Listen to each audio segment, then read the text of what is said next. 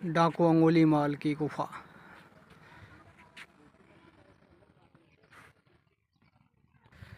राजा सुहेल देव का के किला है श्रावस्ती। राजा सुहेल देव का किला हम देख रहे हैं, उत्तर प्रदेश राजा सुहेल देव का किला। अब हम आपको ले चलेंगे अंगुली माल डाकू की गुफा की तरफ। मैं शांतिदास पुजारी, मगरधाम, उत्तर प्रदेश, इंडिया। ये डाकू अंगुली माल की गुफा का किला है।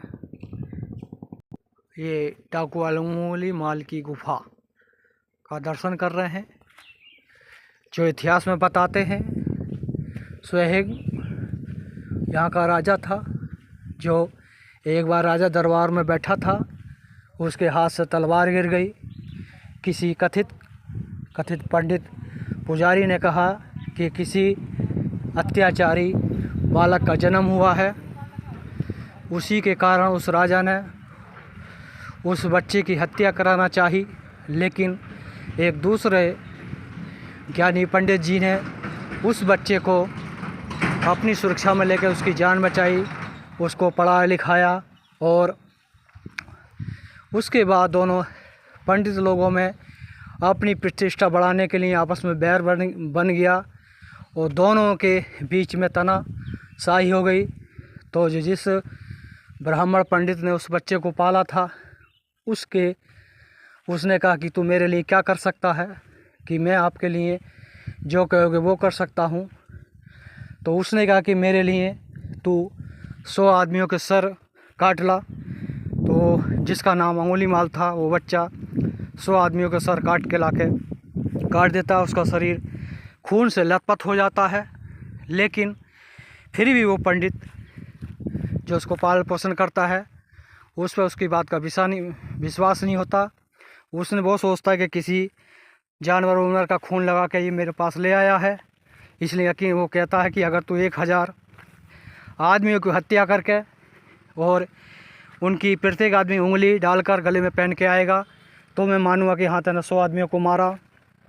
तो उसने ये प्रण लिया। उसके बाद जो व्यक्ति उसको मिलता, उसी की हत्या करके उसको अनपढ़ था, गिनती याद ना रहने के कारण एक उंगली काट कर उसके गले में पहन लेता था, इसलिए उसी का नाम डाकू अंगुली माल पड़ा। उसके बाद उसका आतंक इतना मच गया, क्षेत्र के लोग उससे डरने लगे, कांपने लगे। तो उसी बीच में गौतम बुद्ध भगवान इस श्रावस्ती में आते हैं ज्ञान प्रचार के लिए, जो यहाँ पर 25 साल रहते हैं। और चेतवन भी आपको दिखाएंगे जहाँ पर 25 साल रहते थे। तो उस रास्ते से गौतम बुद्ध निकलते हैं। तो यहाँ की जनता कहती है कि इस क्षेत्र में मत जाइए, डाकू अंगुली माल रहता है, वो आपकी हत्या कर देगा। तो गौतम बुद्ध नहीं मानते हैं, और गौतम बुद्ध जैसे रास्ते में आते हैं, उसी में बीच में डाकू अंगुली माल मिलता है। वो गौतम बुद्ध जी से कहता है ठहर जा। तो गौतम बुद्ध जी कहते हैं मैं तो ठहर गया, तू कब ठहरेगा।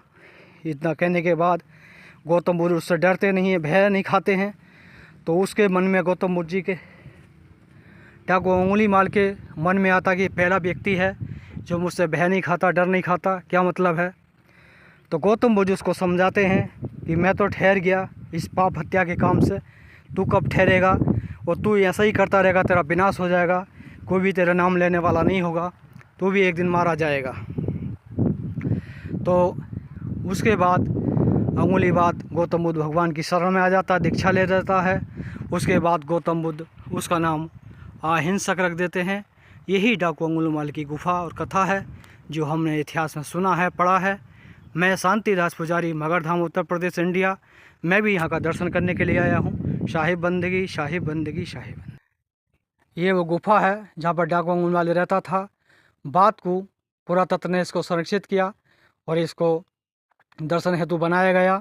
उस समय तो मिट्टी का रहा होगा, चट्टान रही होंगी, लेकिन आज में स्मारक के नाम में बनाया गया है, जो सभी लोग यहाँ पर दर्शन करने के लिए आते हैं।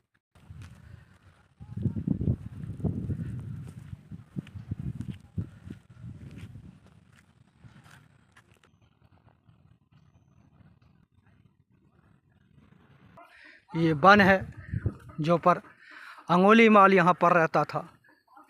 चारों ओर पास पहाड़ी झाकड़ आप देख रहे हैं, यही डाकू अंगुली माल का इलाका था, जो इस रास्ते से लोग डरते थे, भय मानते थे। यहीं पर डाकू अंगुली माल रहता था।